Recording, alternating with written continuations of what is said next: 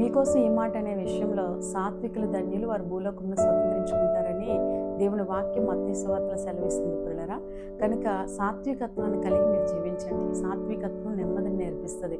ప్రతి ఒక్కరు కూడా ఏదో ఒక సమస్యలతో కంగారుగా కంగారు పడుతూ బాధపడుతూ ఏం చేయాలో తెలియక తొందరపడుతూ ముందుకు వెళ్ళిపోతూ ఉంటారు కదా. అటువంటి వాళ్ళందరూ కూడా ఆవేశపడకుండా కొంచెం కూర్చొని ఆలోచించి ఏ పని మీ ముందున్నా సరే సాత్వికంగా నెమ్మదిగా ఒకసారి ఆ పని ఎలా చేయాలి, ఏం చేస్తే బాగుంటుంది అని ఆలోచించి ప్రార్థనలో పెట్టుకొని దేవుడితో కూడా మీరు సంభాషించి అప్పుడు మీరు నెమ్మదిగా కార్యాలన్నీ కూడా జయప్రదంగా చేయగలరు. అంతేగాని సాత్వికం లేకుండా మోషే గురించి బైబిల్ సెలవిస్తుంది కదా, మిక్కిలి సాత్వికుడు మోషే అని దేవుడు మోషే గురించి చెప్పడాన్ని చూస్తున్నాం పిల్లరా.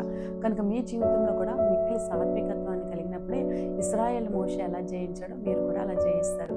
అంతేగాని ఏ విషయంలో ఆవేశపడద్దు. దేవుడు ఆత్మ మీకు తోడైనను గాక. May God bless you.